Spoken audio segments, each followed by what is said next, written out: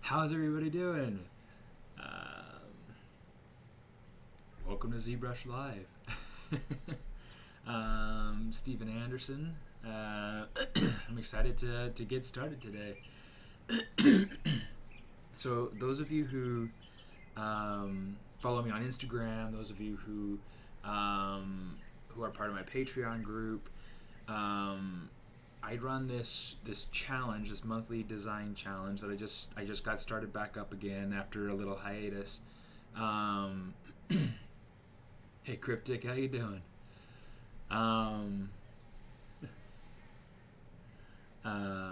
Привет. Hi everybody. I run this monthly design challenge called No Spare Time. Grab a cough drop. It's just a fun little. Hey Jahan, how you doing? Welcome everybody.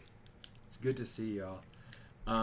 So this monthly design challenge, No Spare Time, is just based off of like a one-word prompt, and you go through it. You do whatever you feel kind of fits the prompt, and it's just meant to be able to kind of push yourself creatively and things like that. And Joshua, how you doing, my friend? Long time no see. Yeah, so No Spare Time is meant to kind of push yourself in a way of being able to get something done quickly, based off of a theme, and allow you to kind of express and experience different sides of your creative mind. So this month, the challenge theme is charred, and I got this idea when I put the prompt up. My patrons over on Patreon voted for it, and so this is kind of where I'm starting to take it. Is this wooden horse? And I'll take this like hopefully way further this time, because now I feel like I've got the direction kind of tacked down, and so now, hey Dante, how you doing? It's good to see you. So now that I've got kind of my idea kind of tacked down for what I want to do with it, I'm going to really start kind of pushing it more the direction that I feel like I want to take it. And the idea is, so earlier, was it earlier this year or was it the end of last year? I can't remember anymore. A lot of the rainforest down in hey, thanks Emilio. The rainforest down in Brazil set on fire, and it just kind of is a form of protest.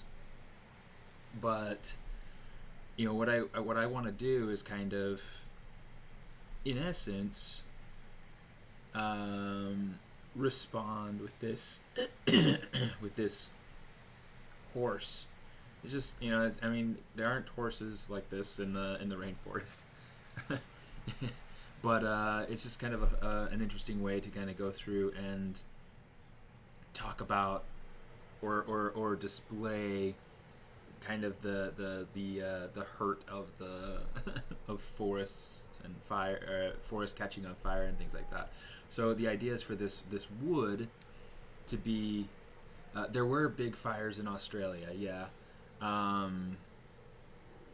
Those were I don't remember those were arson though. But, I know the ones in Brazil were actually man started. Those were intentional, and those were protesting and clearing out space for cattle grazing instead of having the rainforest there.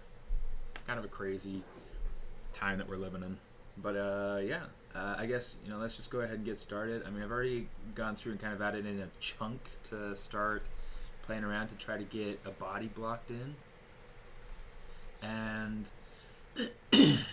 I may actually go through and kind of just maybe I will just do it. I mean, I'm kind of already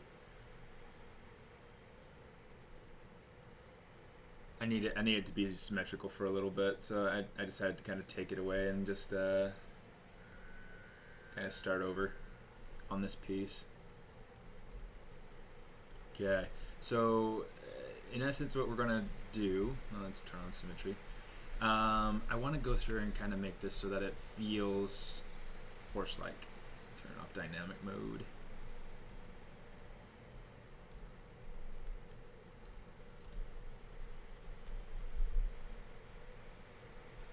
Cool. Yeah. So how's everybody doing this morning? How's let's bring this down even further. Let's take it down to 30 if it'll let me.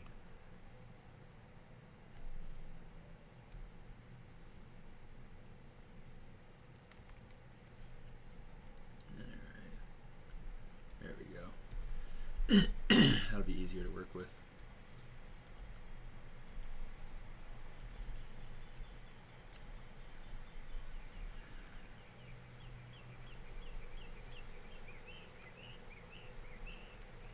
So right now I'm just going to kind of go through and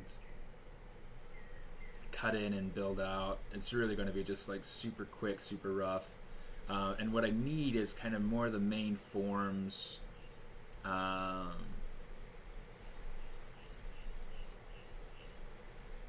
what a horse's body ought to look like.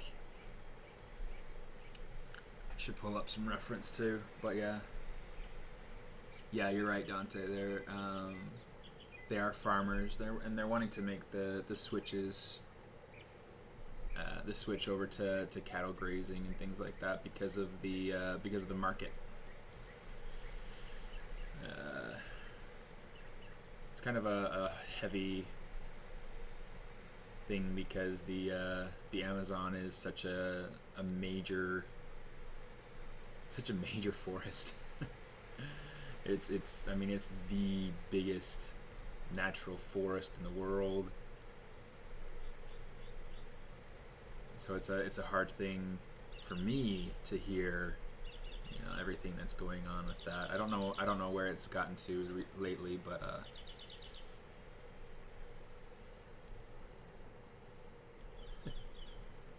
donkey. It's not a donkey. It's a horse. There might be some shape things I need to work out, but yeah, donkeys have a little slightly different mane. Let's see, that right there. That's what I want. Okay, let's make sure this is all one poly group. I'm going to turn on groups in my Dynamesh.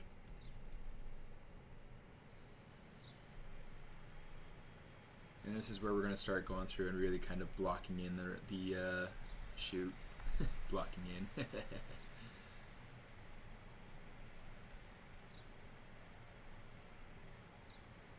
So horses have these really interesting bodies, where it's like they have like their shoulders, and then their elbows kind of come down just kind of beneath it. You essentially have like, I don't know. Let me pull up a. Let me pull up an image so I can show you. It's easier to show than it is to explain. Horse anatomy. So this is kind of part of what I do to be able to figure out the anatomy, honey. I'll go through and I'll essentially, I look at a lot of pictures. Oh, that's pretty nice. 3D scan store. Go. Poly count. It doesn't look super great right there, so we'll skip that one.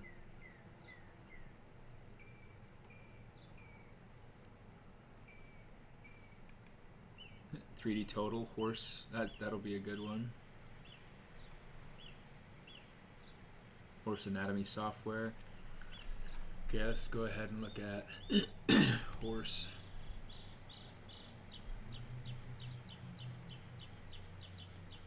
Okay.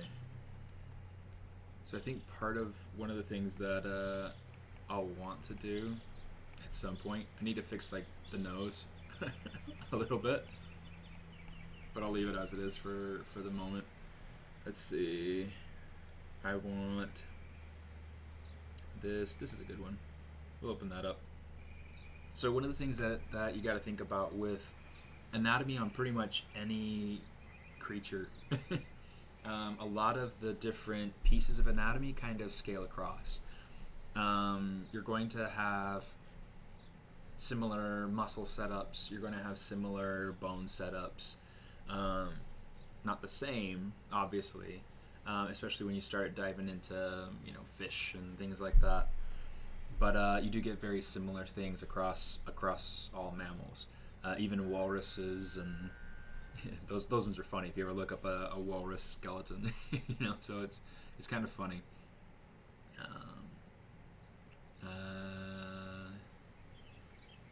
I think it's an elongated metacarpal. Yeah, it is a metacarpal. Essentially like the phalanges. Those are toes that come down into the horse's legs. It's really kind of cool. So that's a good image. This is a good image. Let's pull this over here. That's a nice one. Okay, so you can see kind of what's happening here. So essentially this is the horse's elbow. This is the horse's wrist. And everything down here, oh shoot, I didn't mean to hit that. Everything down here, that's all metatarsal. So metacarpal, metatarsal. Depends on whether you look at them as feet or as hands. They're hooves, right? Anyway, so yeah, the metacarpal's right there. Essentially just like what you would have in your hand and in your fingers. But I think they've only developed out to have only like 2 of them or something like that. So yeah, it's really pretty nifty. I really like. Let's see if we like this. This looks like it's not quite what I was hoping for. I don't like that. We'll skip it. This is good though. I've seen their horse before. It looks really nice. So let's see if we can get. Oh, that's a pretty good view, because that shows the chest anatomy. So you can see like the way that the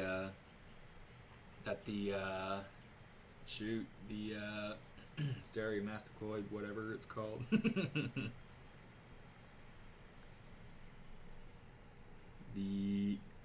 Hold on. The sterno muscle. I'm not gonna even try to finish that word. But yeah, it's a so like we have coming along the side of our neck, they have the same muscle kind of coming down. It attaches to the center of your collarbone area right down here. So you can see that's kind of coming down the same sort of way. And then they also have like their pectoral muscles flowing the same way, kind of from their sternum area out toward their arms, their humerus areas. So what I'm going to do, I'm going to hit like on that just so I can find it later. And we're going to kind of hop between these pages here. Bookmark that because that's nice. Okay, so let's go ahead and let's start playing with that. Okay, I'm going to essentially just treat this as the elbow. And then I'm just going to kind of treat this and kind of pull this into shape for being the shoulder.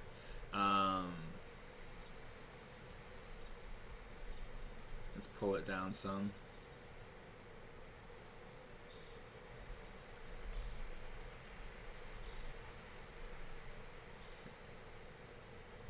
Yeah.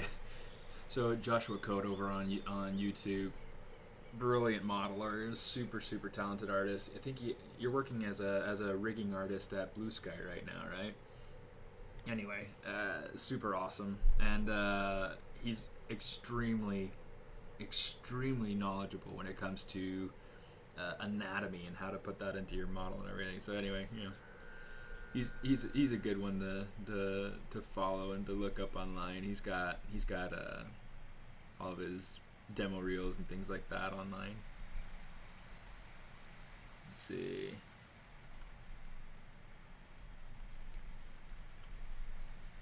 Yeah. Let's see. Let's do a little bit of see-through there. That's not gonna help. Let's actually just go over here and we'll download the image. And you know what? Actually, because I want to have this horse in pose, I'm going to go ahead. Let's grab something more like this. Let's see. Save image as. We're going to go to. Where's my no spare time? Yeah, we'll just save it like that. That's fine. And let's go ahead and bring it in. So we're going to say import horse, add to spotlight. All right.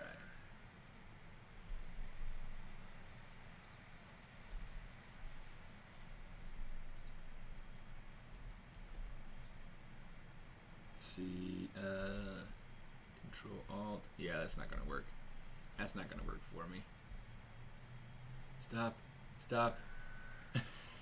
Okay.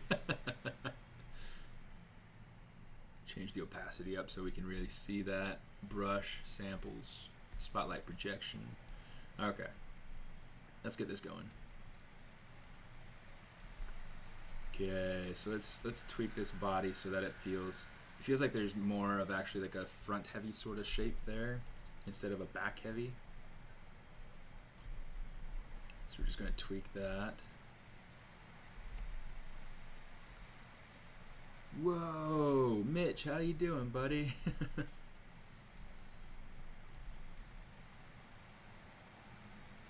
Oh, you know what? Here's what we can do. So I'm going to come back in here, standard brush, and we are going to hit that brush, and then with a black brush, let's go ahead and move this out of the way a little bit. With a black brush, you can actually create alpha on this, so this will be a little bit better. I just don't want it eating up so much of my screen. It's such a wide image. I should have gone in and just cropped it before bringing it in, but oh well. It makes it feel like the edge of the image is charred.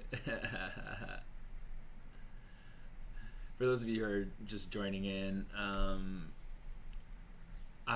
what I'm working on this morning is my piece for the monthly design challenge that I run called No Spare Time. If you follow me on Instagram or you're part of my Patreon community,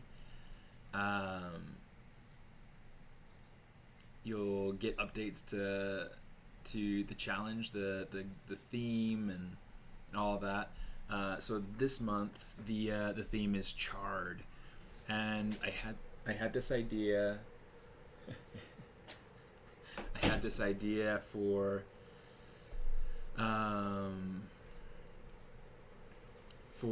creating this horse. Well, the first idea that I'd had was creating a horse that was made out of wood, like beech wood. And then as I started going along, I was like, what if he was on fire? You know? And then, so I started going through and playing with that idea. And yeah, it is a crazy way that this project has evolved here. Yeah, let's go through, let's do this.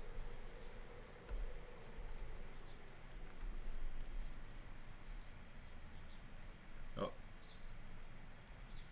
dynamesh that. Oops. I feel like I'm not grasping anything right now.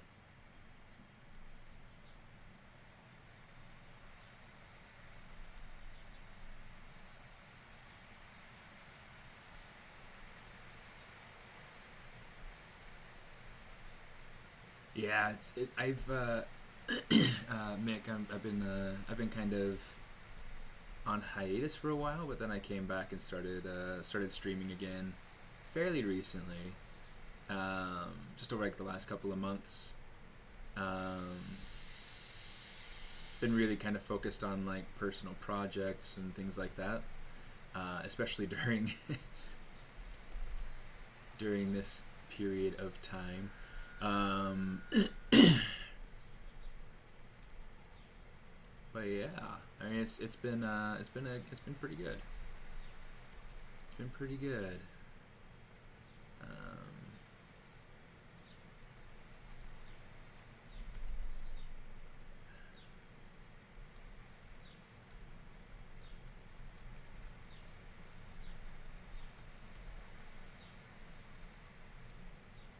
okay.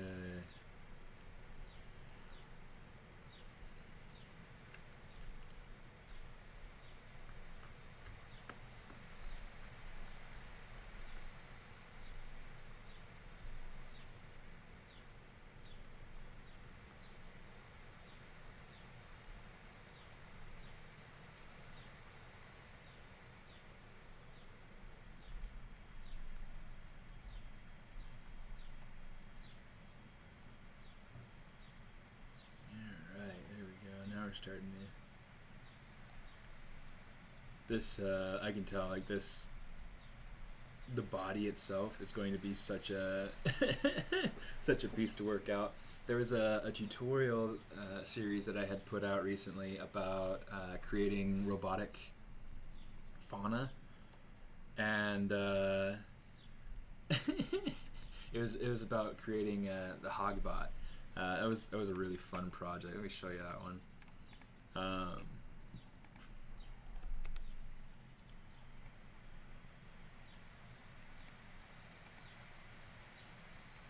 Let's get over here into creature. There we go. So the Hogbot. Okay, so it was a really fun one to go through and design and develop. Essentially, the idea behind it is trying to figure out how to kind of split up the anatomy in a way that looks appealing, different panels and things like that, playing with shape design, and yeah, it's super fun. It was such a fun project, but the beginning was really tricky because I had to figure out the proportions, getting the proportions to work right, but then how to make them also feel good with the robotic pieces and making it so it didn't feel like too chunky. It was really easy for especially these pieces up here on the tops of the legs to get to feel too out there, you know. And so I wanted them to feel like they were going out there, but I didn't want them to feel too big. So you know it was a fun challenge. It was good. So yeah, that's the Hogbot. It was a tricky one to develop, but it was fun. It was a lot of fun. Okay, let me see. I think I might go through and let's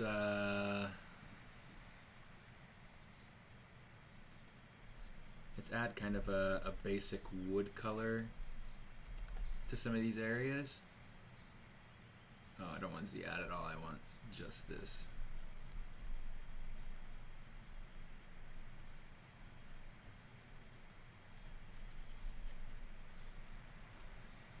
Yeah, so there'll be a lot of stuff in here that I go through and kind of just paint in. Eventually this is intended to be very, very illustrated looking, you know. But right now I'm just kind of trying to block in ideas of color and flow and things like that. Trying to get ideas going in.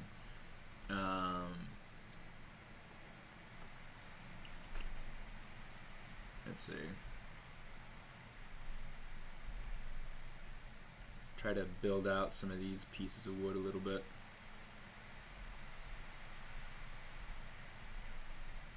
Let's get rid of that. I don't want that poking through.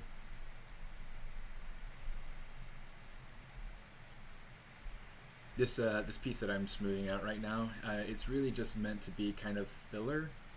I'm trying to figure out what to do with the inside and things like that as I go along.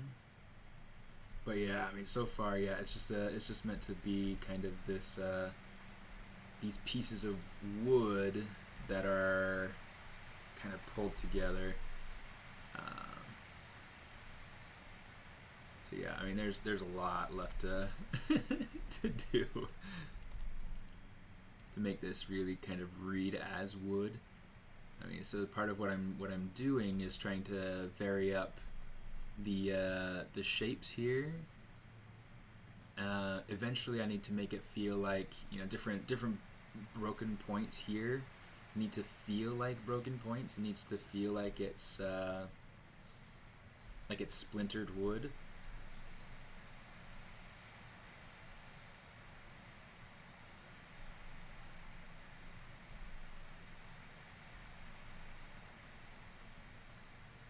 Nah, I don't like that.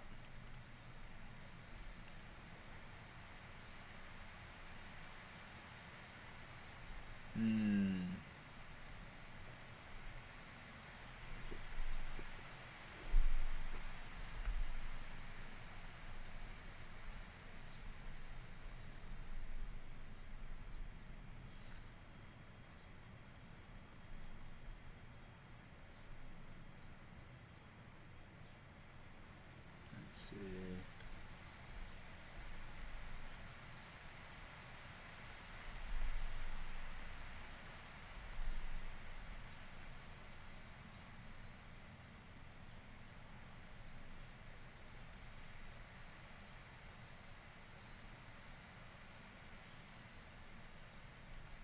So let's see, what movies have you guys seen lately? What's been your favorite thing to watch or listen to?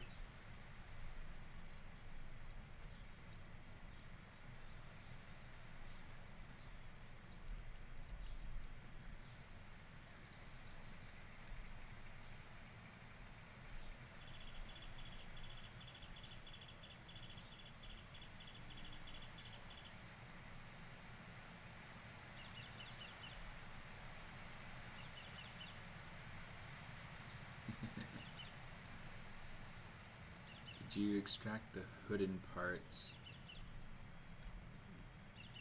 Are you talking about the wooden parts? Is that what you're saying? Yes, in a sense, yes. So essentially, what you do to be able to create those parts, there are a couple of different ways that I created them. I did at one point, I went through and did that, just, you know, extracting, you know, so you mask something out. In fact, we could go through and add in a piece right here, so let's do that. So, you know, you go through, you mask it out, subtool, extract, and then you kind of just add a piece in. I kind of like that, so we're going to play with it. Then you smooth it down and move it into place. The other thing I did is I had my main chunk that I had created. Here, let's go and actually and make sure I have my backface masking turned on.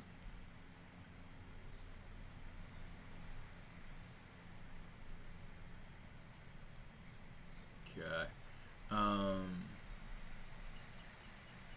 Let's go up, merge down. Merge. You got rid of my keyboard shortcuts. Okay. Okay,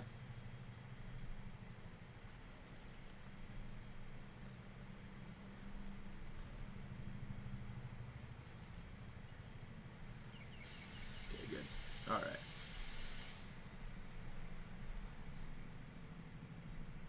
Let's make sure that's all single poly group, and then we can dynamesh that, and now we're good. Okay. So, you know, there's that technique. There's also, you could go through and just kind of, you know, Control W to make a polygroup, hide it, Control W to make another polygroup, and that way you're getting these different polygroups that are next to each other, and it makes it makes it kind of nice in the sense that you know that your pieces are going to kind of fit together. The hard thing about that is that then you end up with a piece like this, where it's like you have different chunks missing, and you know, so it's it's just a mess. But it is a technique, and it is something that I use fairly regularly to try to figure out different shapes, figure out different pieces.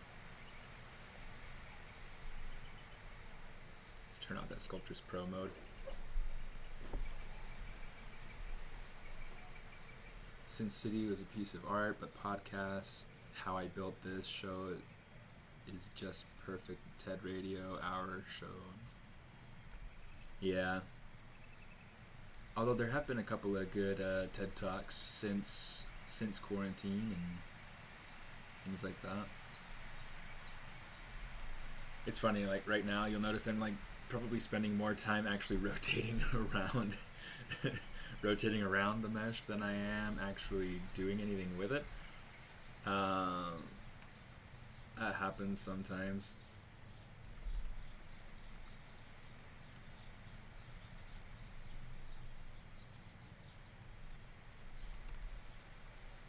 So yeah, I like to just use my basic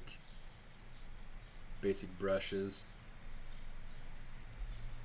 I like to use the clay buildup a lot because I like the stroke look that it leaves behind. You know, and granted, there are different times where I'll go through and I'll use like the clay brush or something like that. You know, just depending on what it is that I'm trying to, what it is that I'm trying to achieve, what the overall shape and things like that is that I'm trying to achieve. You know, you get like a smoother look with that clay brush versus the clay buildup. But yeah, kind of just depends.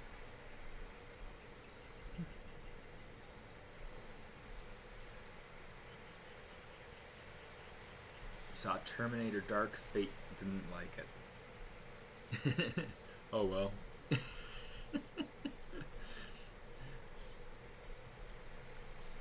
Okay, this piece right here, I kind of want to go through and start. You know what?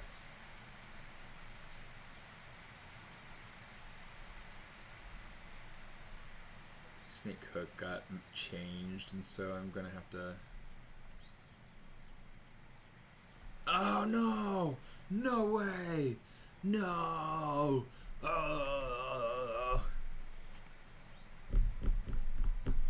Dang it! So there's Hogbot for you. Dang it! ZBrush crashed. The most recent stuff, yada yada yada.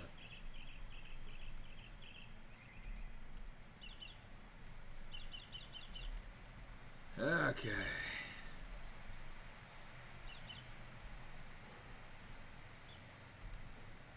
Okay, snake hook.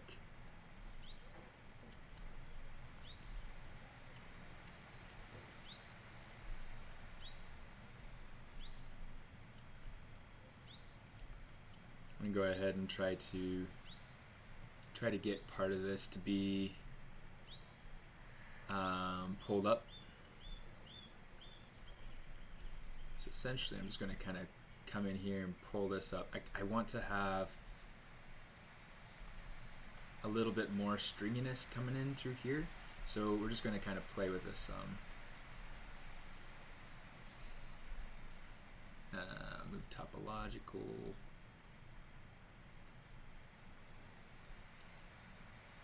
And with this, I'm not really thinking of much more than just making it work, making it fit shape, and making it feel like tension and things like that are working. They're working all right.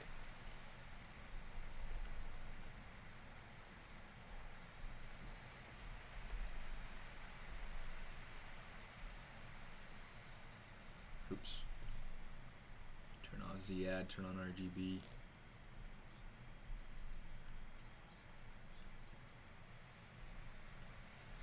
probably go in here and say snake hook.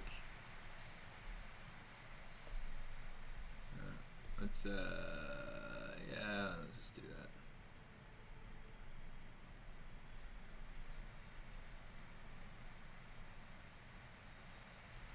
Let's use our inflate brush and just kind of fill this in some.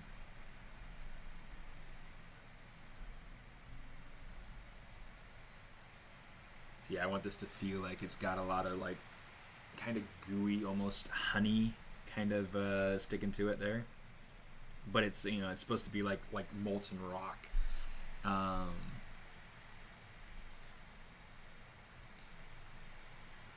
Yes. Okay. So Quicks on Twitch is asking, is there a way for ZBrush to save brush settings like Z intensity so that you don't have to reset it every time you launch ZBrush or when ZBrush crashes? Yes. So like for instance, the smooth brush. Okay.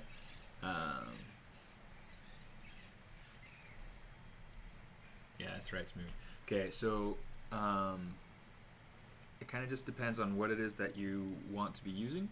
So what you can do is that if you want it to be kind of just a smooth, like a subtle smooth, you can go through and you can change your Z intensity, and then you go ahead and you say brush save as, and then you can go. You can see like it's going through and saving that. You can change it back to smooth brush. You go into the Pixologic folder, which is under your program files, Pixologic, ZBrush 2020, ZBrushes, no, ZData, where is it? There it is, brush presets. And this is where you got all your brushes. So you can just go ahead and take it, save it out in there, and then that will actually keep it, keep your default.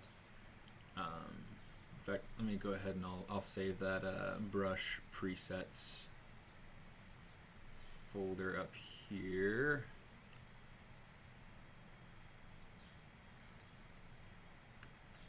There we go. That way we can get to it more easily next time.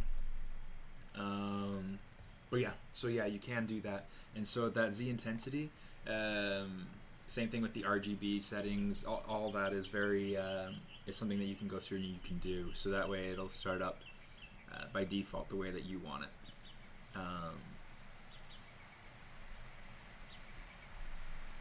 Yeah, I mean, it's a really helpful thing. I really enjoy, I really enjoy the flexibility that ZBrush offers.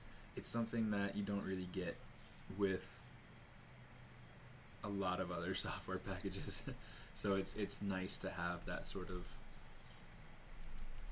you know, that's that level of care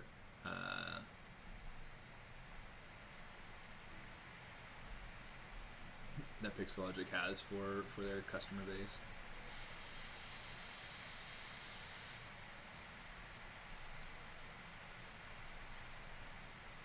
Yeah, let's see, let's take this.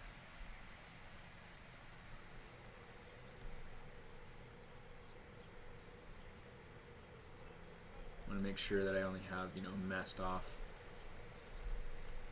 this little area here.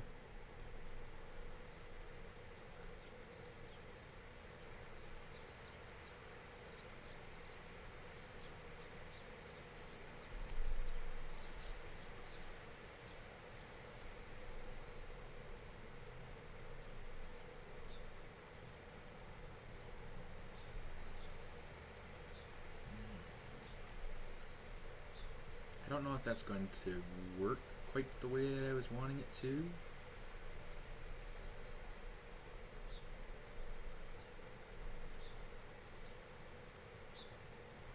Yeah, I'm going to take that back. I don't really like that. We'll just leave it. Okay. Let's play with this piece from the inside of the mouth. I think it's worth kind of pushing that a little bit.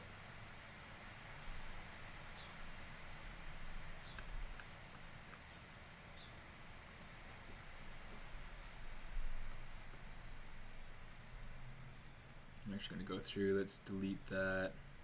delete that, and then we'll just bridge these holes. Polygroup flat, minimum resolution. The idea of what I want to do right now is kind of, how is that asymmetrical? It's perfectly symmetrical. Ah, good grief. Yeah, let's do this. Geometry, modify topology, mirror and weld. Oh, hey, how about that? It's not perfectly symmetrical. Go figure. Go figure. Okay, I don't like the funky split down the middle there. Let's go here. Actually, it looks like we can just get rid of this. Yeah, that's better. That's more better.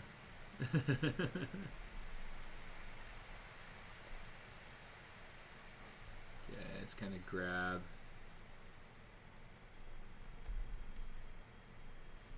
half of this.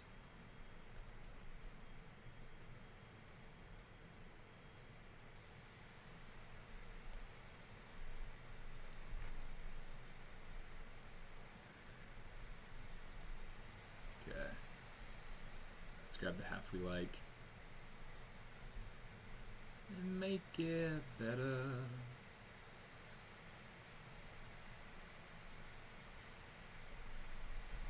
Okay, I'm pretty sure this is the right side. Yes, it is. Alright, so now we've got that nice central line. It's going right down the middle. And now we can turn our symmetry on and it'll work all honky-dory. Okay, let's go ahead and fill this with the whole same color thing there.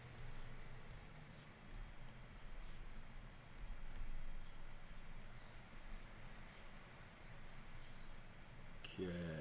So really what I'm trying to do is I'm just trying to create kind of this sense of completeness here. And I think I might go ahead and kind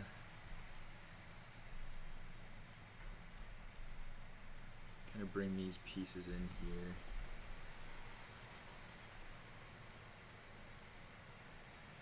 I want to try to connect these, make it a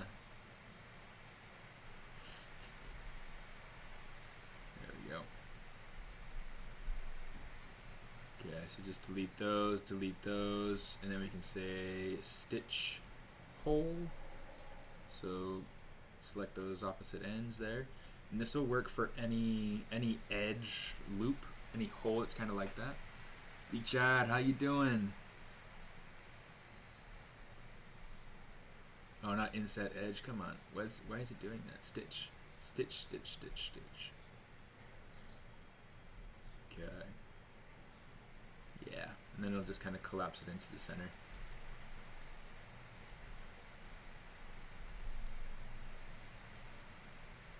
Ooh, hoo, hoo, hoo, hoo. Oh.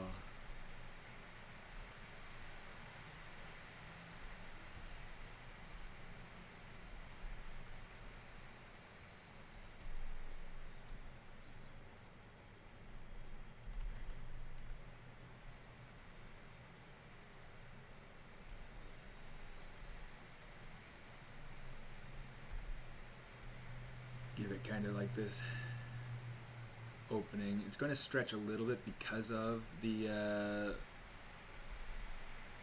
where the jaw is kind of like pulling on it or whatnot. At least in this instance. I actually don't know if it would be doing that in real life or not, but it's going to be doing it in horse life.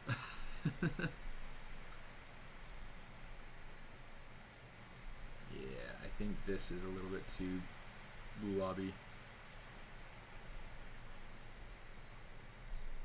Let's turn my Z intensity up on that smooth brush. Oops. Oh, that's really intense.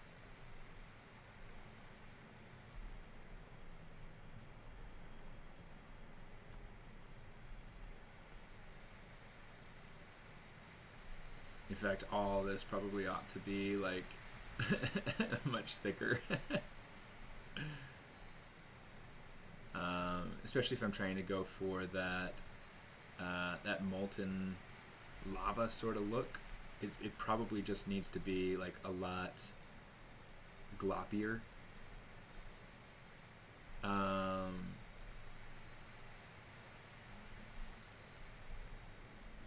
This week I was talking to my brother about a Photoshop project he was working on, and I mean he was trying to take this this firework and make it feel like it's kind of shooting out of somebody's hand, like it was like this little teeny tiny firework that's kind of like, you know, but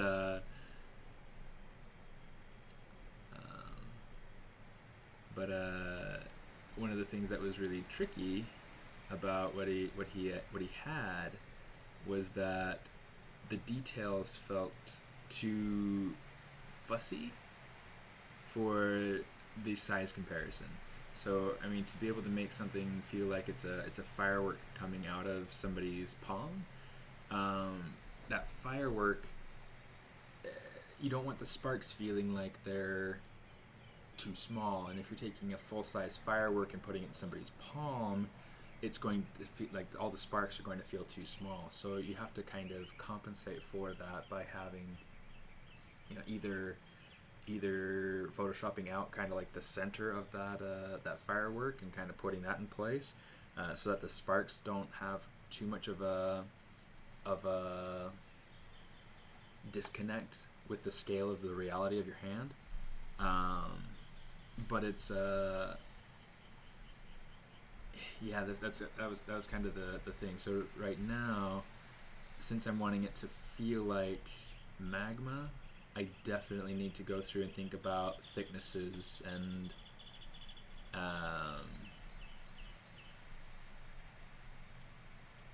ooh, this could be kind of like the Firebird from Fantasia. You guys know what I'm talking about? No, thanks, Quicks. Yeah, I do have tutorials that I sell. You can find that, you know, here on my. You can either come over to the marketplace. Oh shoot, not that marketplace. That's the full marketplace. On my profile, I have my store, which has like a whole bunch of stuff on it. Which actually there's a sale going on right now, it looks like. So, hey. But then I also have a Patreon that I've started where things like that will come included. Sim coning. So this mouth material stuff. The idea is for it to look more and more like molten rock, which, you know, that's kind of what I was talking about just now, is just how it's going to have to feel chunkier. So things like this little wispy thing kind of coming off here, that's too small.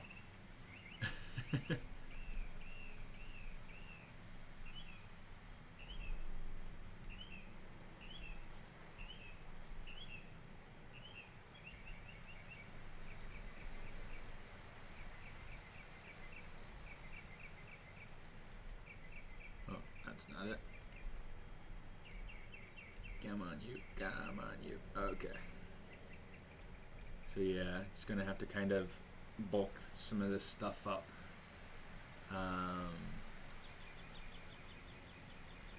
That might be too much. I don't know. We'll have to go through and kind of figure out kind of a balance, a midpoint, if you will, because I feel like there's something to be said for the design aspect of it. But then there's also a definite need to be grounded in reality. So that's kind of the some of the thought process that I'm putting into this aspect of the design. It's so hard to work with though, because it's so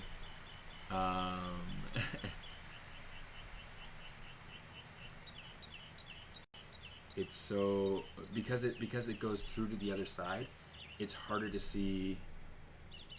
Ooh, tar would be creepy. That would be so super creepy. There we go. Let's do that so we can at least see it for right now.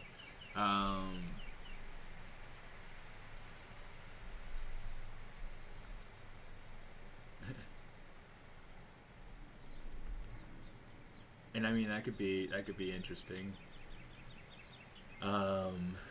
Statement wise, kind of like you know, they paved paradise, put up a parking lot, sort of sort of message.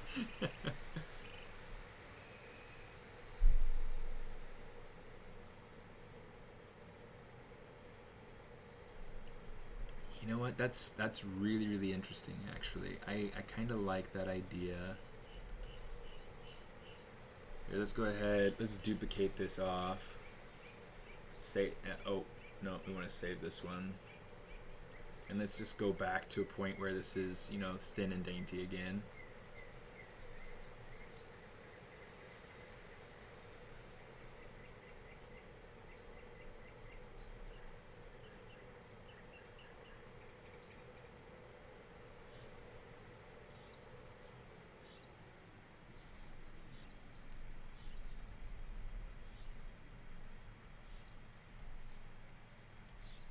Let's go through and just do that. So that way we can still keep the chunkier version in case we decide that we want to go back. I think part of the aesthetic though that I was wanting was having that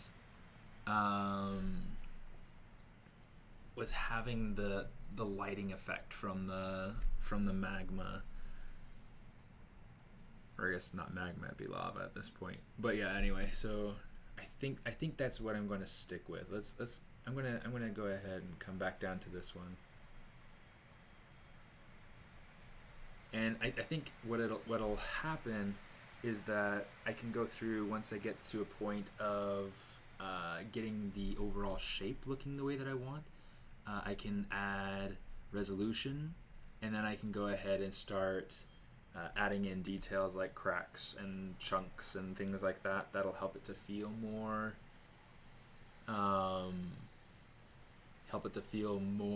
believable, be able to really sell it as magma. And I don't know, maybe this is a larger than life horse. Maybe this is some sort of maybe this is the horse of Mars, you know, and yeah, so he's got like this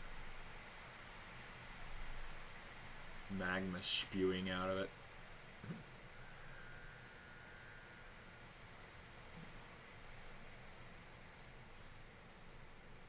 It only makes sense that the God of War would have a horse that spews lava. Let's go, no spare time. Horse 2.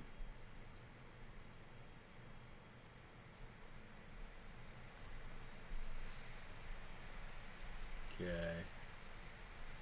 Something like that. Let's actually come over here. Bring in some lighter colors. Well, lighter colors, not dark red. And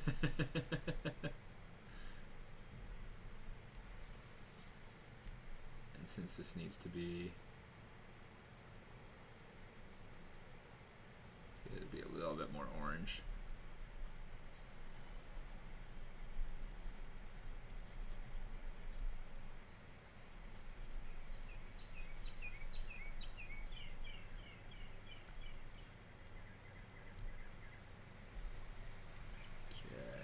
So one of the things I'm trying to consider with this is, like, I wanted to, and this is just to help me think and kind of keep track of what it is that I'm working on.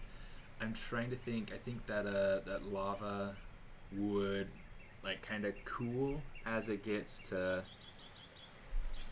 there's got to be some from Hawaii. Yeah, probably. Let's pull this back up. See, wood and lava.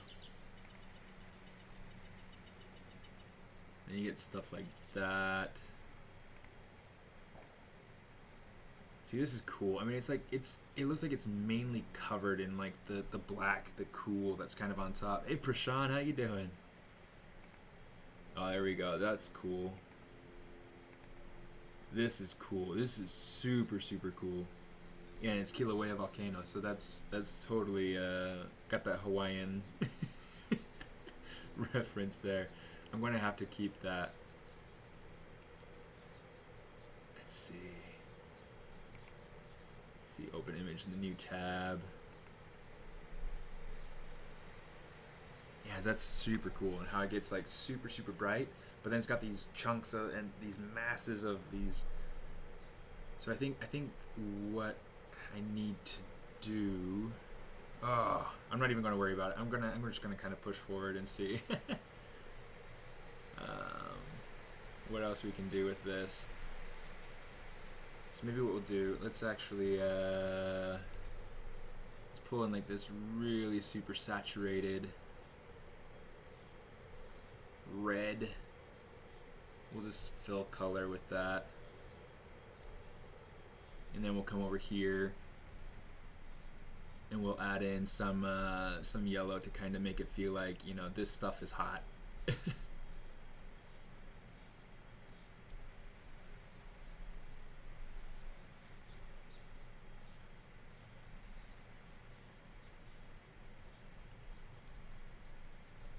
the same thing kind of along this portion of the spine here, so we can get a feeling of like the fire is kind of burning these areas. Although that might even be better off with like a red. Let's see. Too much. I don't know. Let's stop worrying about color right now. I need to stop worrying about color because it's just going to totally mess me up.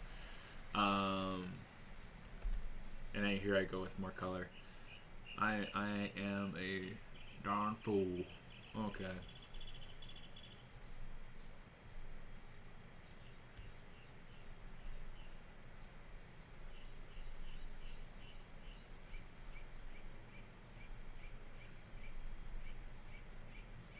Let's kind of get some of this kind of coming in, just like.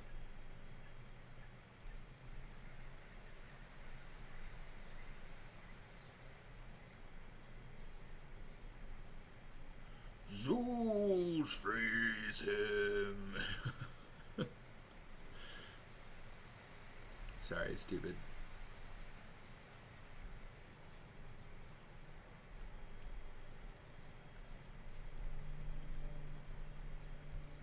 Okay, yeah, whatever. Okay, okay. Let's just actually sculpt. I think that's one of the dangers of trying to like jump into poly paint too soon. No, actually, I'm not a new presenter. I've been presenting with Pixologic for almost 3 years now. That's crazy. Almost 3 years. New today, I guess.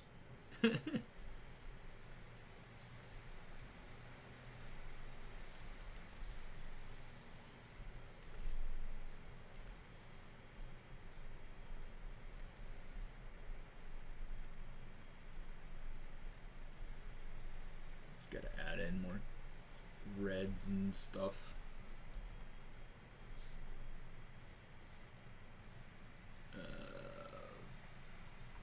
Fire.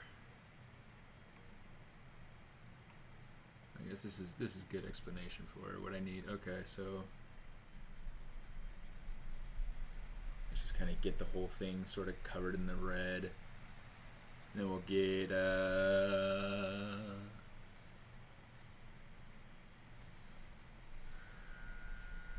some orange in there toward the base. Oh, come on, you. Let's get that piece in there. Join the action.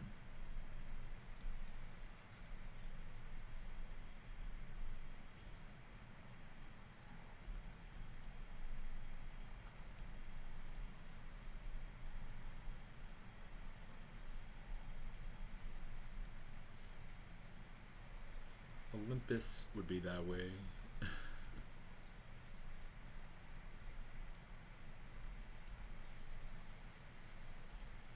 Yeah, I don't know why I'm thinking about that movie right now. Maybe it's because it's awesome.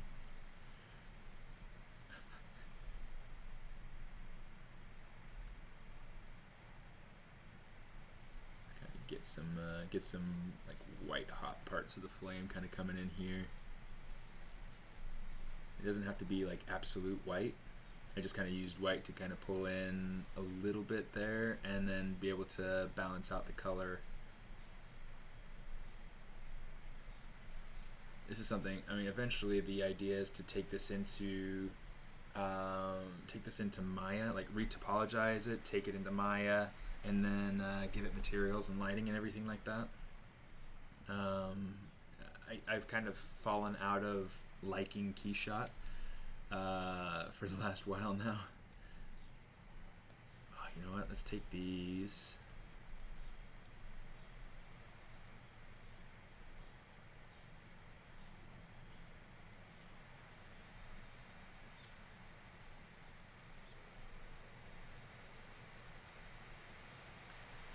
And then let's see. Let's take this part, mask that.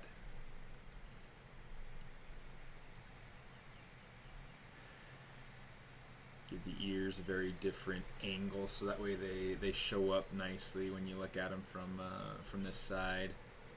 So this is really just catering to. You know what? Maybe I actually need to keep them symmetrical for now, so that way I can go through and actually finish the sculpt of them. But yeah, let's save it so we don't lose it.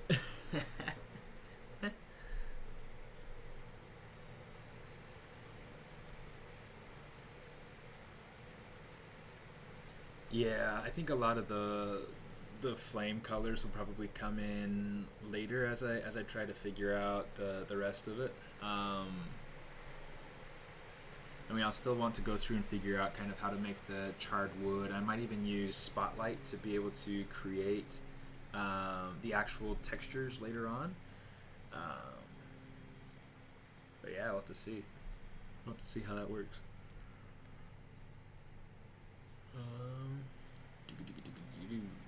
But I do want the I do know that I want the teeth to be kind of like hot coals, to have them kind of glowing.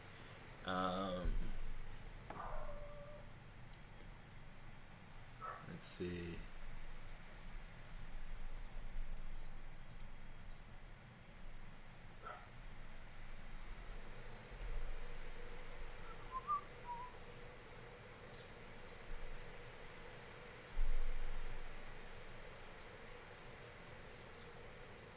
I think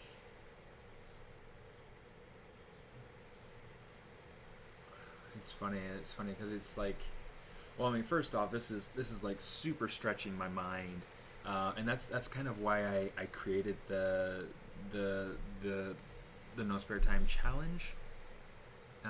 It's kind of part of an activity that I was part of, that I participated in when I was at DreamWorks, and that I really enjoyed, is that we had a monthly sculpting challenge.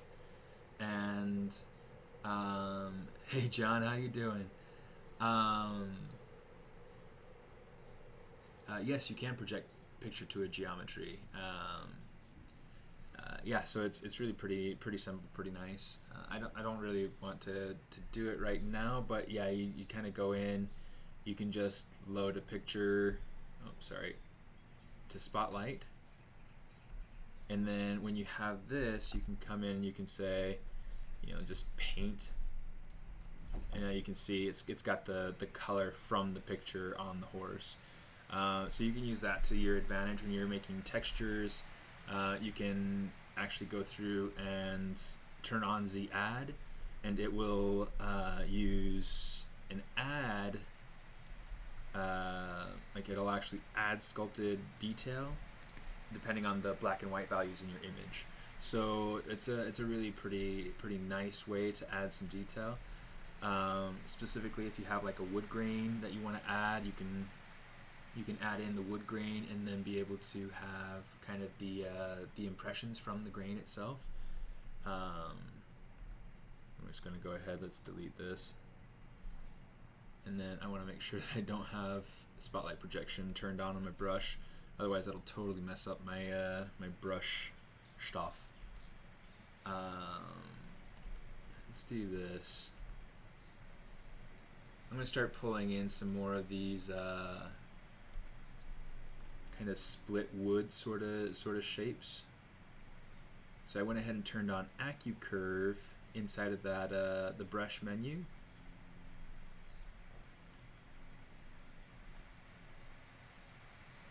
And it's just going to kind of help me to really kind of control the overall shapes here, getting some more sharp corners. Super helpful. Do I have my back face mask? I can't remember if I nope, I didn't turn it back on. Let's turn that back on and let's get cracking on this.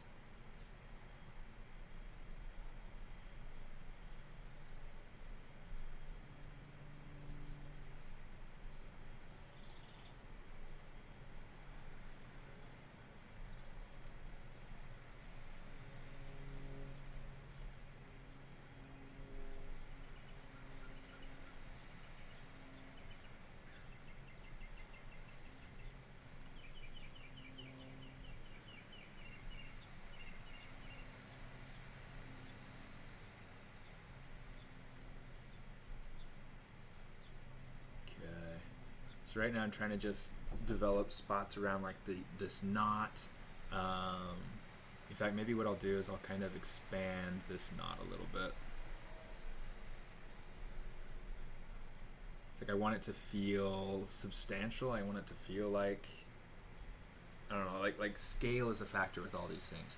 So I want to try to make sure that when I'm considering these different pieces, I'm wanting to think about how they work, how they would work in relation to a little, little horse. There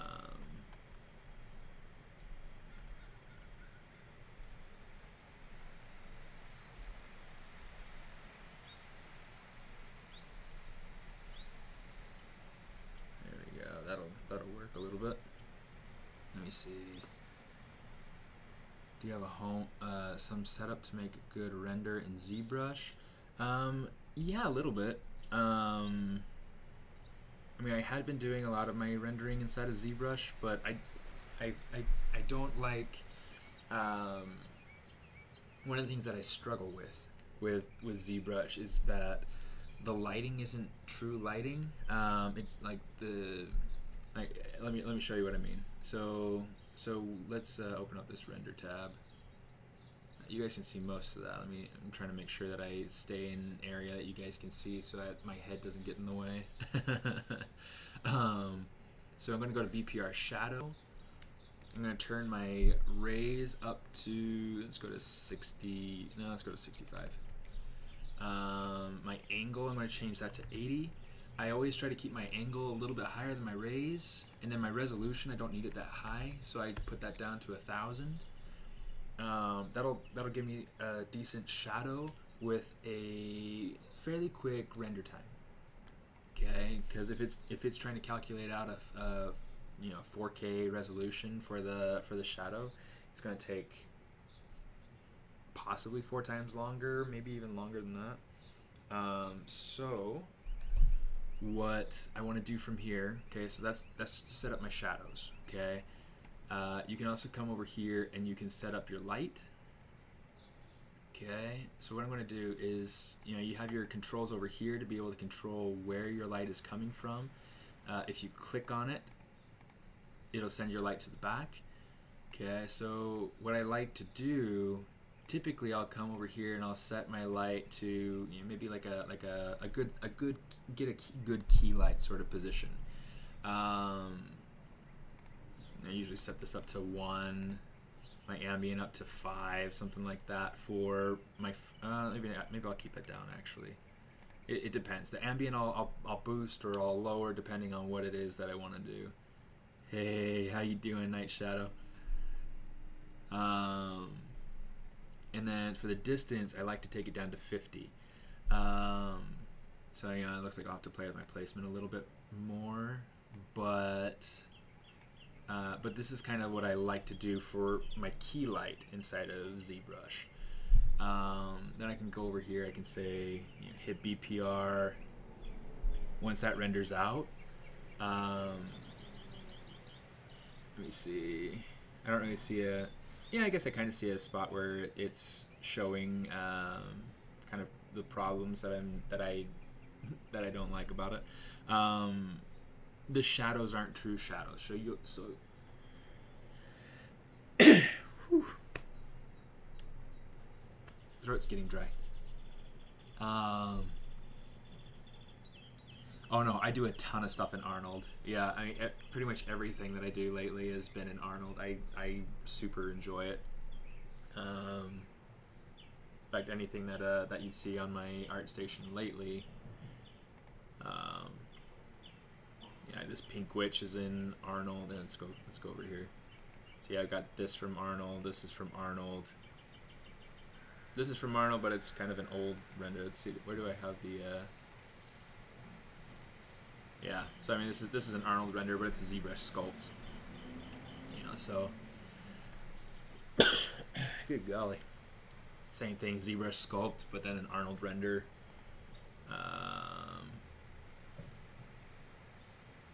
These I think are ZBrush renders. There we go. That's an Arnold render, though. And so the thing I like about it is that Arnold goes through and gives you predictable lighting. It gives you natural sort of something that you can depend on, and I like that. So that's why I go through and do that and use that as part of my workflow. Because yeah, the ZBrush lighting isn't exactly the way that I like it to be. Oh, in fact, I think I've probably got a good example here.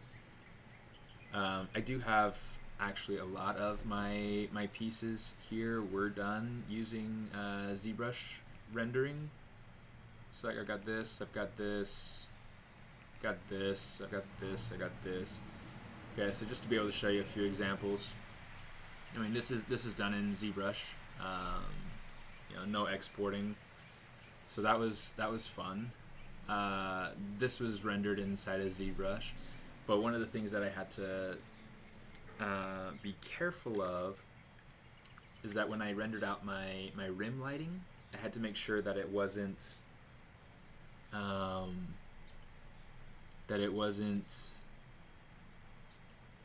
affecting areas that I didn't want it to affect. Like for instance, any rim light coming in from this left side to hit this side of the character, like coming along the side of the face, this side of the chicken, this side of the leg, that light would be less powerful underneath the table and less powerful like right, top of the knees here. It would not be hitting her hand, and so I had to go through and paint those things out in order for that lighting pass to work for me.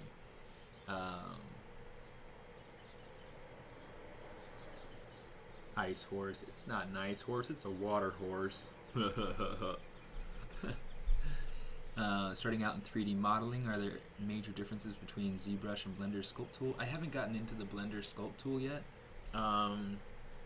Actually just tried Blender for the first time in like 14 years a couple weeks ago. I'm going to explore it a little bit more, but I haven't really explored it.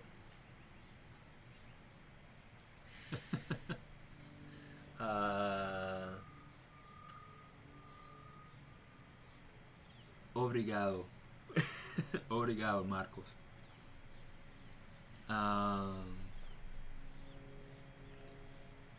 Yeah, so I don't know how they compare. I know that a lot of people go through and will use Blender. I don't think it stacks up quite like ZBrush does. Plus, ZBrush is industry standard across the globe, so it's a good one to learn. The principles more than anything are what's most important. But yeah, I think that's definitely Oh, but yeah. So anyway, you'd go through and you would render that out. Then you'd come down to render pass. You guys see that? Yeah, it's behind my head. I'll move. So you get your different render passes, and you just click on it and export it out, and that'll essentially save you the image each time. I save each one of these, and then I use different ones for the different parts of the composite. It's really helpful that it gives you a mask, because the mask will let you get a nice clean cut. Somebody was asking about how you change the backgrounds, and that's how. As you go through and you kick that out, then you use the mask to be able to apply that to the layer, to the group, and that gives you your effect. Put whatever background you want behind it. It's pretty nice. I'm gonna change my light back to something more default here.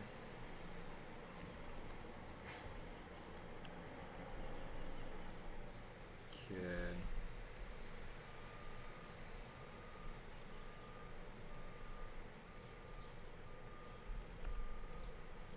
Let's kind of come in here.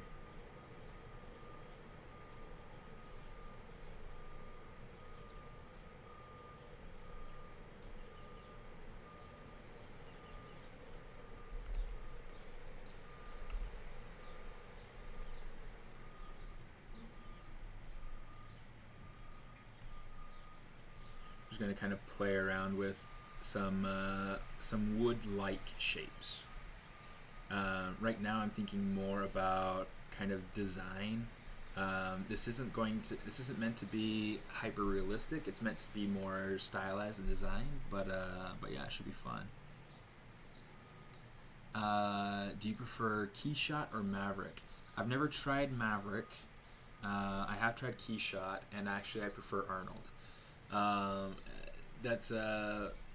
But yeah, I do prefer. I do enjoy Keyshot from the standpoint that it's kind of like a oh, I like how this is starting to turn out. From the standpoint that it's kind of like a simple one and done. Just kind of add in your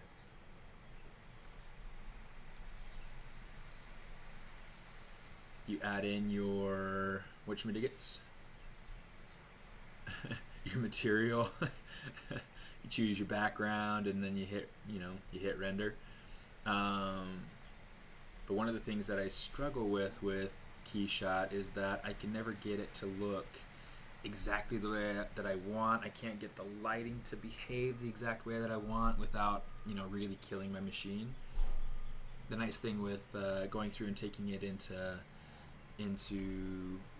Arnold is that I can control the lighting, and then I can run a render, and then I can control the lighting, and then I can control the render, and then I can control the materials, and then control the render, and so it's a lot. It offers a lot more flexibility in that sort of way. Plus, since I'm an educator, since I teach at Nomen, I teach classes at Nomen. Well, a class at Nomen, stylized character design. And so I get a free license of Maya to be able to work with.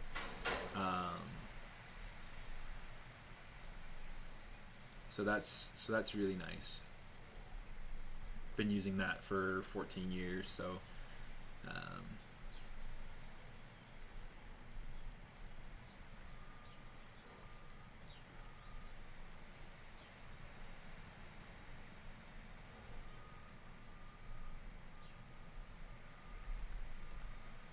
let's kind of come in here and let's kind of cut a little bit of a groove in there.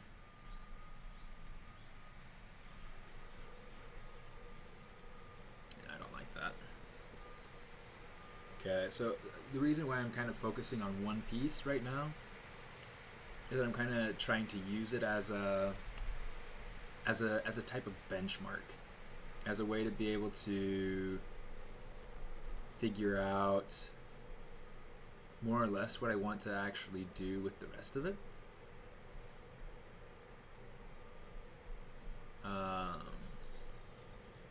it kind of sets the bar for what I'd like to see. Oh, now I'm starting to get the shapes in there that I want. That's nice. Okay. I'm starting to see kind of more of the shape language now, and that's important to me. So let's play with that a little bit.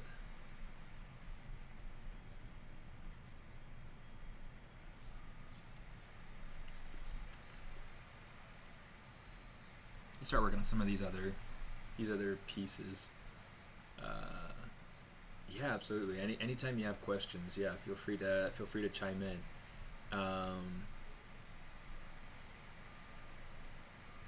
I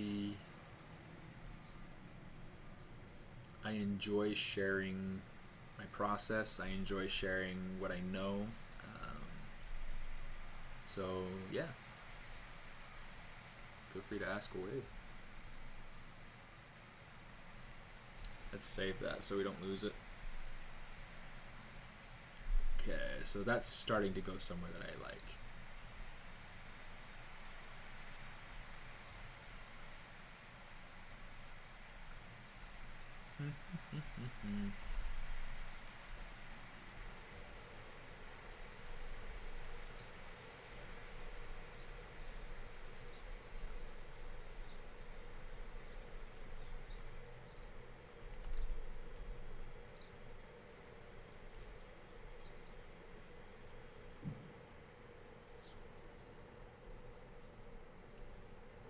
Feels too split down the middle, so let's weight it off to one side. In fact, it's interesting. So summer term for Gnomon starts tonight, so I've got to kind of prep my materials a little bit, make sure that I'm ready and good to go. Should be good to go. I mean, I've already got my my materials already decided. Everything's kind of assembled and put together. So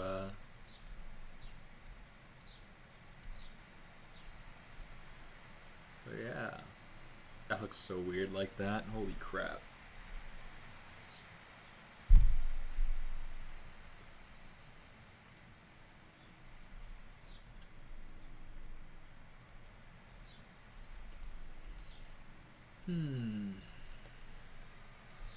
Okay, so one of the things that I'm liking from this piece, maybe I need to kind of pull this out actually.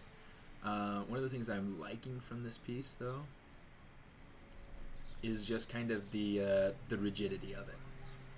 I feel like everything else feels doughy, and I think that if I were to find kind of a good way to be able to, well, one, clean this up, but two, find a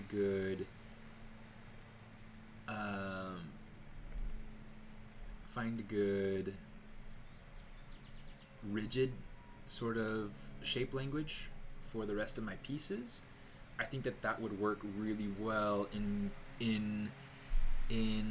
contrast to the fluidity and the flowiness of the hair, the mane, the fire. Okay, so really cool. I think that's kind of the idea that I need to go for, and having those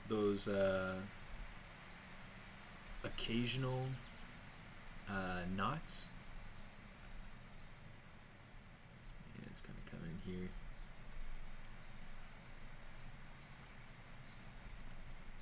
Yeah, okay, we're good. Having those occasional knots, I think, kind of helps to break up that shape language, which is good. You want to have the rhythm in there, but in this case, breaking up that rhythm can help to make it feel more natural. So that's kind of it's something that you got to be a little bit careful of when you are designing something. If you design something and you're too focused on the flow, then you might lose the rhythm. You know.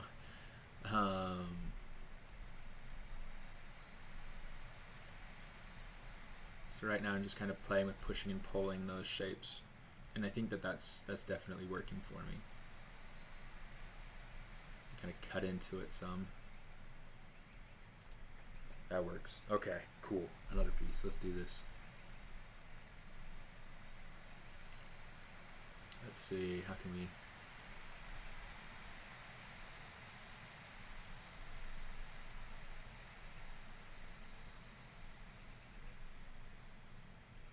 Let's pull this in.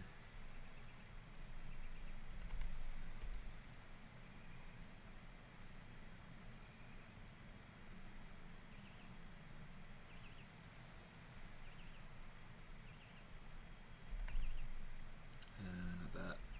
Clay build up.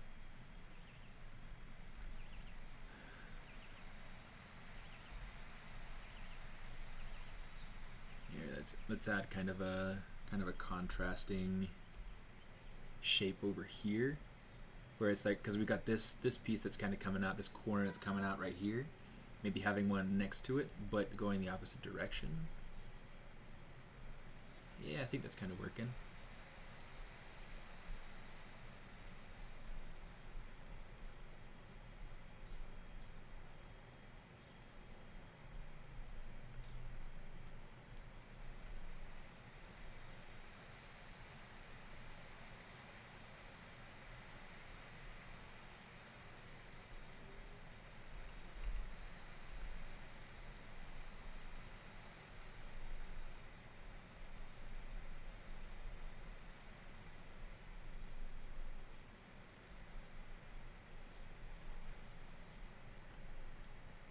Okay, it's starting to look more like a single piece of wood that's kind of like breaking apart and decaying or something, and that's kind of cool. So we'll keep that going a little bit, because I feel like it feels like this piece has been kind of split apart, and I like that. I like that look. I like that feel. So let's keep playing with that, and we'll see where it goes.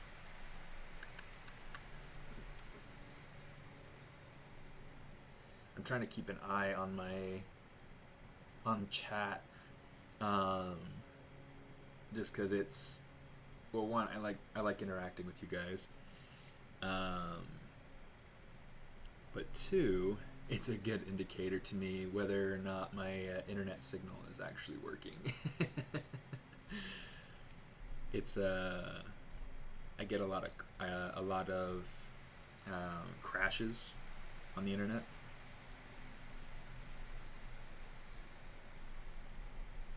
So I try to be very mindful of that while I'm streaming.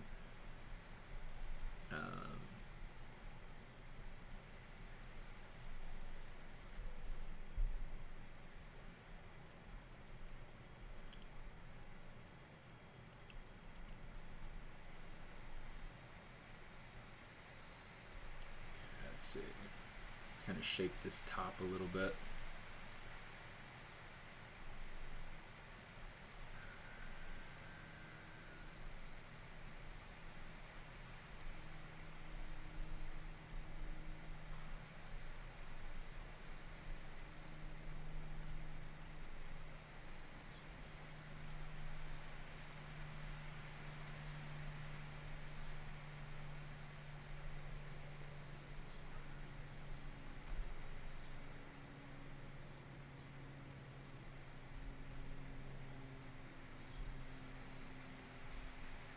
Maybe what I'll do is I'll put a little thumbnail up here just in case.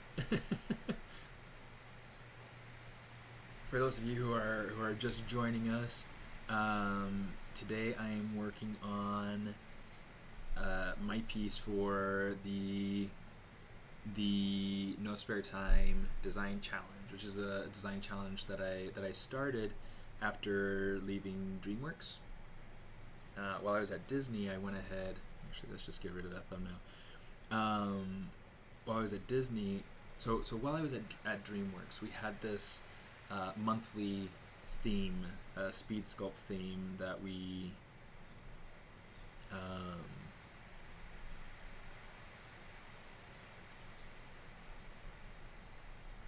would all sculpt to, and it was a great opportunity to kind of stretch your imagination, maybe try something new, things like that.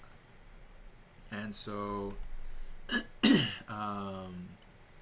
so when I left DreamWorks, went to Disney, I kind of took that that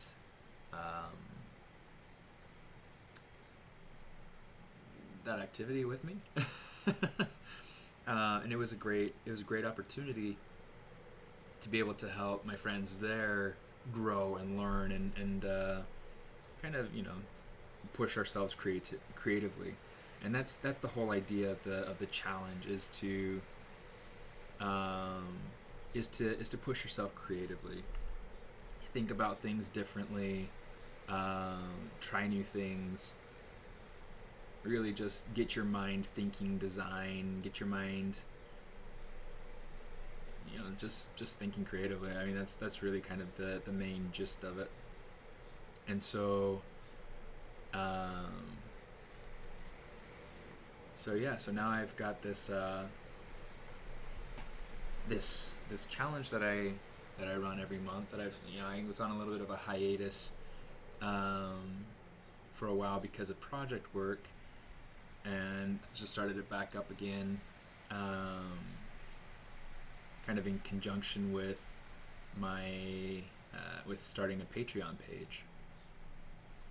And my patrons get to kind of weigh in on what the theme will be. In fact, I got to put up the poll for next month's theme, coming up pretty soon here.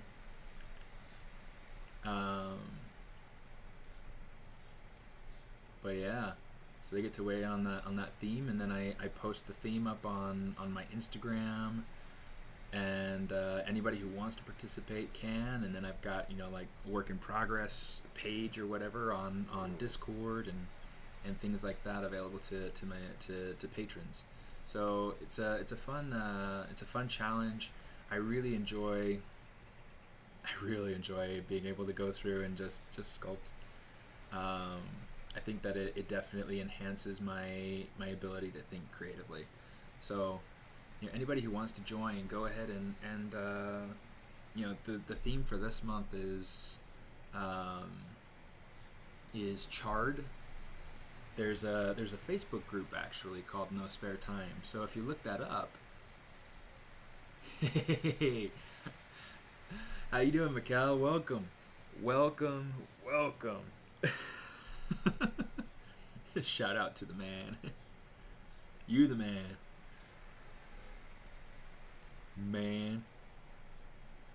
Yeah, a couple of weeks ago I actually did a stream with my friend Menti over on YouTube. He's also Menti on Twitch, but yeah, I did a kind of a buddy stream with him, and just a game of Pass the Sculpt, which is something that I started with the ZBrush live group several months back. It was really fun. So if you want to go check that out, swing on over to YouTube. You can see my end of the stream there. I don't know if yours is still up anymore, Mikkel, but yeah, I mean, it was a really great time.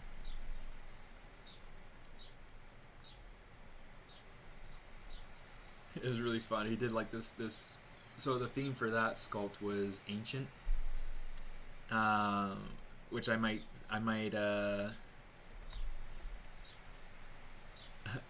include that in my patron poll for the next No Spare Time challenge theme, because it's fun. It's a fun idea. Mikkel did this really cool beast, and I did like well, so it's funny because like I never really explained what my idea was for mine, and it ended up really cool. he went ahead and he did this really cool kind of almost like Aztecan headdress, or Mayan headdress, or something like that. Some sort of ancient civilization feeling sort of headdress with like feathers and straps and like some medallion pieces and things like that. It was fun.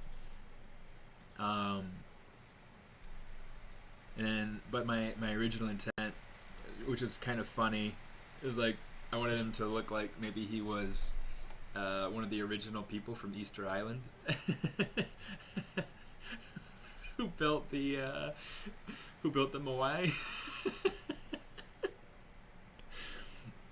And it was I don't know, it was a funny idea when I thought the word ancient as like that would be funny, you know? And I didn't even think about the really like what I was doing beforehand. It really kind of just became, just something that turned out over the course of the stream, as I started pushing and pulling shapes toward the beginning.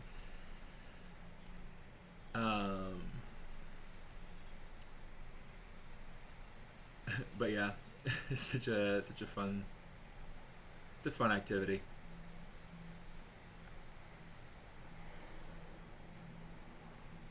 In fact, maybe that's something that we'll do for our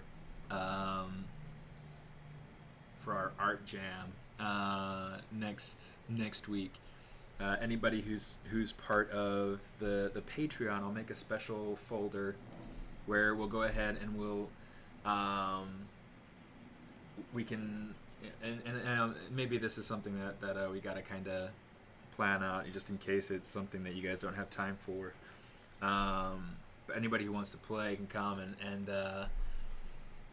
put their sculpt after the first hour, put their sculpt into the drive, and then you just pick up somebody else's sculpt and download it and start sculpting on it. See where you take it. Let me see. Oh.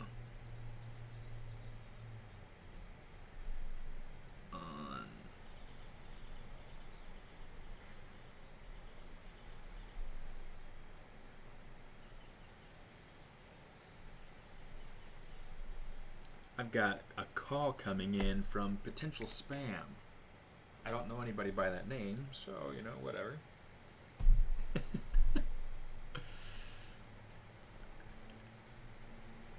I hope it's not potential spam. If anybody's actually calling me right now, I'm sorry. Okay, let me see.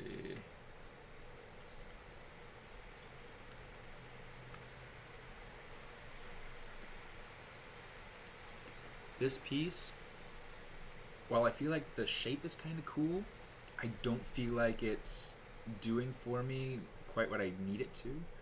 So I'm going to do this. Let's take slice curve, slice that, bring everything back, and we'll just come over here and we'll say, let's actually step up our resolution. Okay, and groups are still on, which is great. So that'll split these two pieces apart. See that? So really simple. Uh-oh. I don't want to render. Okay. So that's a really simple little trick to kind of split pieces apart if you're using Dynamesh.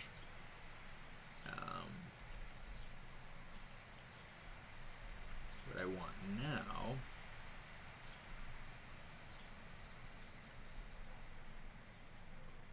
is we're just going to kind of create another little bit. So it's funny, I've been getting like this weird Social Security prank call lately, like quite a lot, and it's really driving me nuts.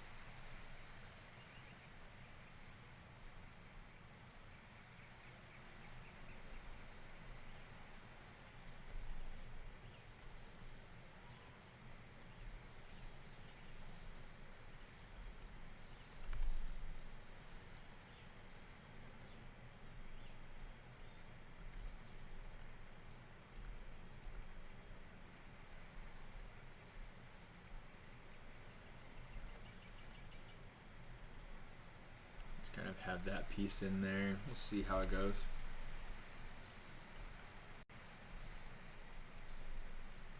See how we can make this feel.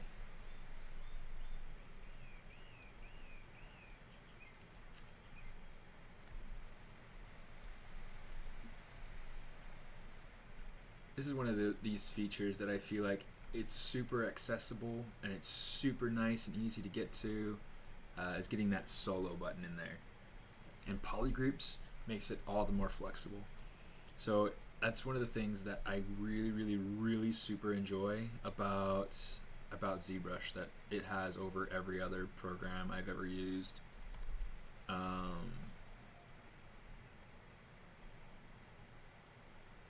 go ahead and kind of pull this back or something like that.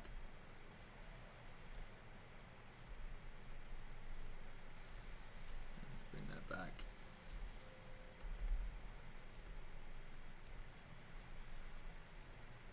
So maybe it'll feel like maybe two pieces or something like that instead of just one. But I could be okay with that. In fact, I may want to go through and kind of split these pieces up, but for right now, one of the interesting things that you can do when you're developing a piece, specifically if it's just a speed sculpt, I think one of the most useful things that I've been able to do in relation to developing speed sculpts is going through and essentially just sculpting for the composition. It's funny because, like, generally for animation, what you want to do is you don't want to model every little thing, but there are people, art directors that I've worked with, that my friends have worked with, that they want every little thing modeled in. They want, just in case they choose to change the angle, or just in case they choose to change the location, or show the character from a different angle. I don't know, whatever. The characters are always complete, but just in case they need to change their outfit. but it's really funny thing where like, so one of my friends worked on Shrek 4, and he was saying that another one of my friends who was actually an art director on that, or concept artist or something. I think he was just a concept artist, but I don't recall for sure. No, he was the art director. He was art director on that one. Anyway, so he was very particular about wanting, so there's supposed to be like this shot inside of like a castle hallway, and my friend is like, why do we well, so the art director had said, you need to go and you need to model everything down that hallway. And he's like, well, why? I mean, the storyboards don't show us going down that hallway at all. And he's like, well, I mean, we might change that, So it's kind of an interesting thing, and it's, so you have different mentalities and different needs, different levels of preparation, whatever. Just kind of a funny story. Hey, Yoda.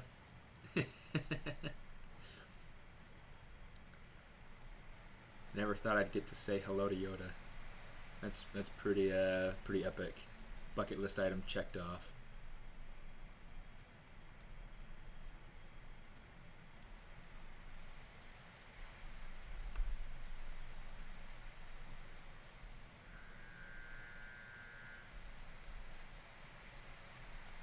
Ooh, what if, let's grab this, bring it up,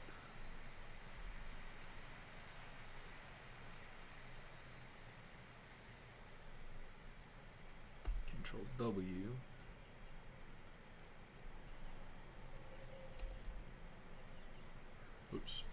Oops. Let's get that. And then we'll invert it. Come on. Oh my goodness. Modify topology, delete hidden. And now let's go ahead, let's dynamesh that so that it's solid.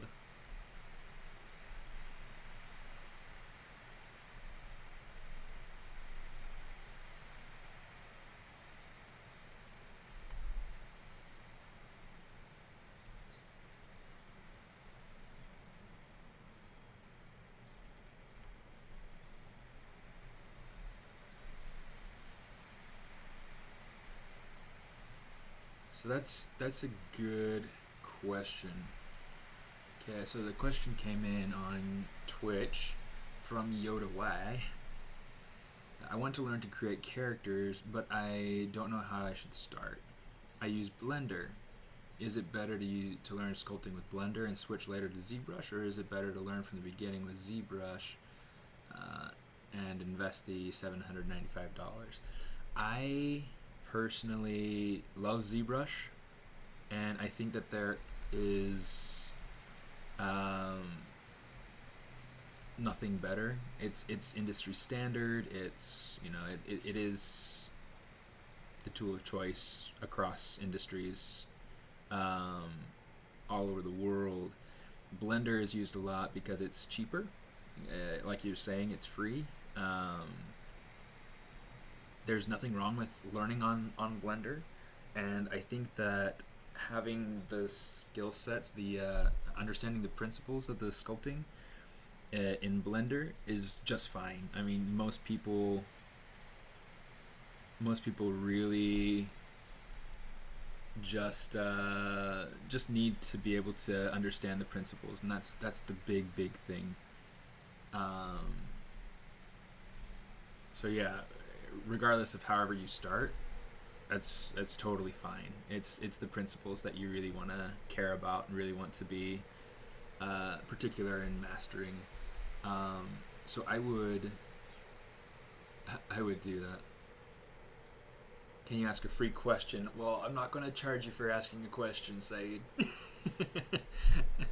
So yeah, you can totally ask a question.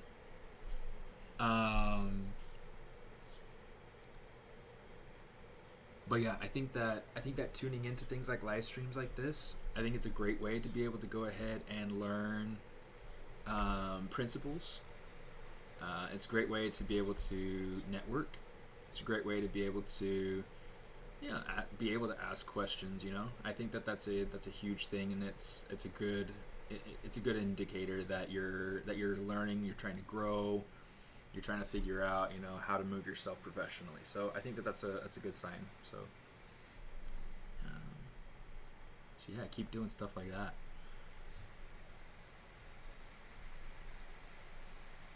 So what's your question, Saeed, over on YouTube?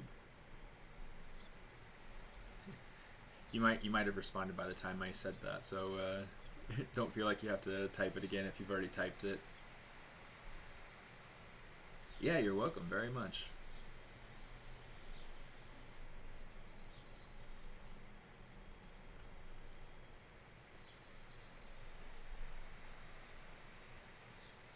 Oh, so one of the things that you want to do if you are trying to change the UI, let me see. Oh, for some reason I saw UI, not UV. Okay, so sometimes when I change UV seams, it returns the default state. So there are a few things. So if you create UVs on something and then run Dynamesh, that'll ruin it. If you use Decimation Master, that'll ruin it unless you say to keep the UVs, in which case it'll kind of keep them. It does a pretty alright job. I think it keeps the border of the seams intact. If you combine, like if you merge it with anything else, or if you use your IMM brushes, that'll ruin it. There are all sorts of little things that could ruin UVs if you have created UVs. So far on this, I don't have any UVs. so I'll probably leave it like that for now. But um, but yeah, so those are kind of the main things. So anytime you add or take away, um, that's going to totally mess with your UVs. So be careful when you do stuff like that. Extra spicy Sonia. That's a fancy name. Um, I was wondering if you had trouble getting in the industry at first. For sure. I'll actually be turning out a podcast here in the next week or so that kind of talks about that. You definitely need to focus on your portfolio, because your portfolio is kind of what's going to it's what's going to get people's attention. But networking is huge. You have to you have to be socially involved in the industry. Not necessarily like going to all the parties, not going going to all the cons or whatever. But I think one of the biggest benefits to social networking, Facebook, LinkedIn, Instagram, ArtStation, those sorts of things.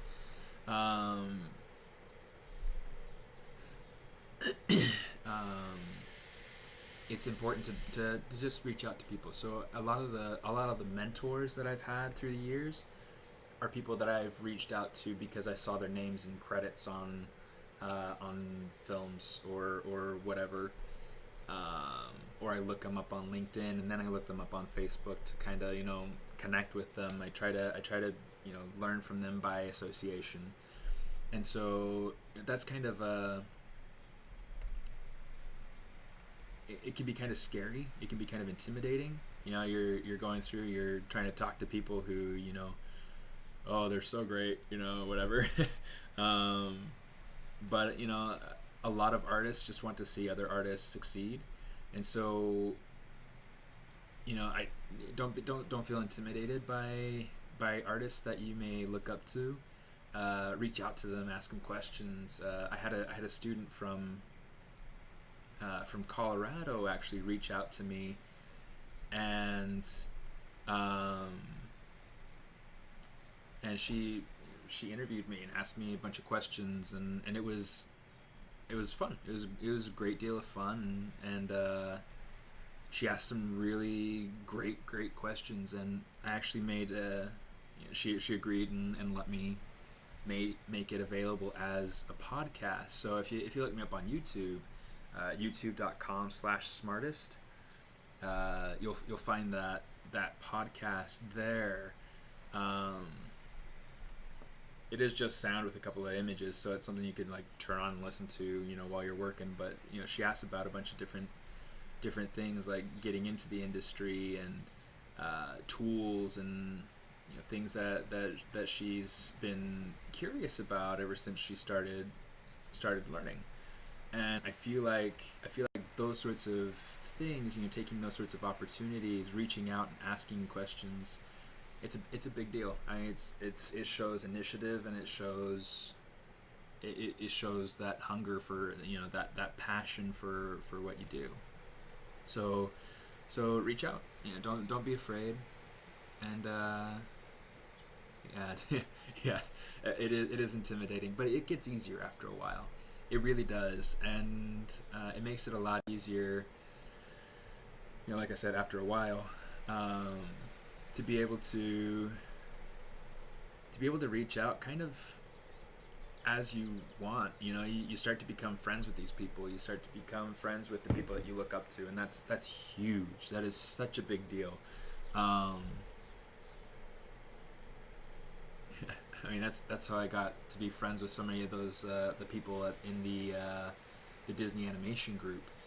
It was just, at first it was just networking, asking questions about my portfolio or what they would recommend I work on, or things like that, or and now we're friends. It's a fun thing. So networking is huge. And eventually, maybe maybe they'll be asking you for a job someday. I don't know. You know, it's one of those things that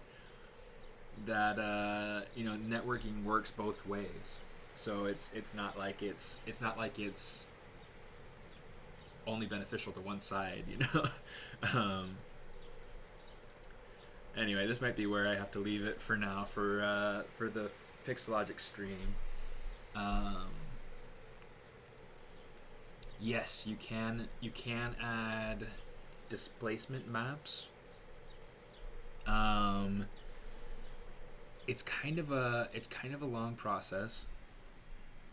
Well, I mean, you have to go through. You have to, you know, bring your texture map in here, and then what I would do, in fact, let me see. I might have something in here. Well, I don't have a mesh that I have UVs on, but essentially you would bring in the displacement map into your texture menu. Okay, so you know, import, and then you would take that, and you could say displacement map.